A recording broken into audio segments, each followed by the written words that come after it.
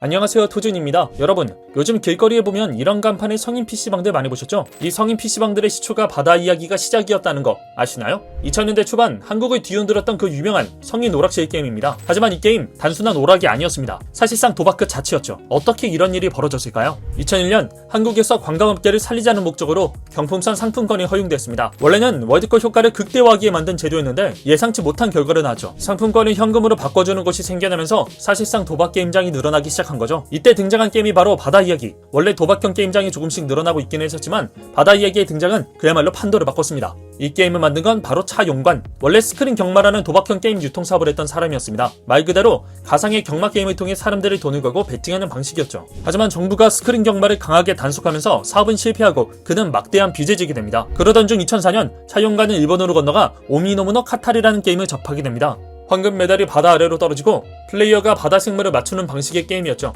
차용관은 이 게임의 컨셉을 그대로 가져와 한국식으로 변형한 바다 이야기를 개발하게 됩니다. 당시엔 직원들조차도 크게 기대하지 않았지만 예상치 못한 일이 벌어집니다. 바다 이야기는 출시되자마자 전국적인 열풍을 일으켰습니다. 오락실 사장들은 기계를 먼저 달라고 성금을 걸었고 서울, 부산, 대구, 시골 읍내까지 성인 오락실이 폭발적으로 증가했죠. 기계는 4만 대 이상 팔렸고 차용관의 회사는 1000억 원 이상의 수익을 올렸다고 합니다. LCD 같은 부품을 납품하는 회사들까지도 호황을 누렸죠.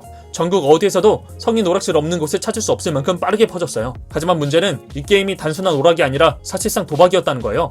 바다 이야기에서 나오는 보상은 상품권 같은 경품입니다. 현금이 직접 나오지는 않았죠. 하지만 근처에 있던 교환소에서 상품권을 현금으로 바꿔주면서 사실상 불법 도박이 된 겁니다. 이 게임 때문에 빚더미에 앉고 가정이 파탄나고 심지어 극단적인 선택을 하는 사람들까지 생겼죠. 그런데 경찰은 뭘 하고 있었을까요? 법적으로 현금이 나오지 않으니 도박으로 단속을 할 수가 없었습니다. 합법과 불법의 아슬아슬한 틈을 이용한 거죠. 사태가 커지면서 결국 검찰이 직접 움직이기 시작했습니다. 게임을 심의했던 영상물등급위원회가 부패한 사실이 밝혀진 거죠. 위원회 관계자들이 오락실 업주들한테 뇌물을 받고 심지어 경찰까지 연루된 사실이 드러났습니다. 검찰 조사 결과 바다 이야기 관련자 153명이 사법 처리를 받으며 사건은 일단락됐습니다. 게임 심의 제도는 완전히 바뀌었고 이후로는 게임물 등급위원회가 생겼습니다. 하지만 놀랍게도 여전히 바다 이야기와 비슷한 게임들은 존재합니다. 단속이 어렵기 때문이죠. 경찰이 잡으려면 직접 환전하는 현장을 잡아야 되는데 이게 쉽지가 않았어요. 게다가 최근에는 바다심2라는 게임이 전체 이용가로 심의를 통과하기까지 했습니다. 도박은 한번 뿌리 내리면 쉽게 없어지지 않습니다. 마약, 불법, 도박 같은 사회적 문제들이 계속 터지고 있는 걸 보면 우리도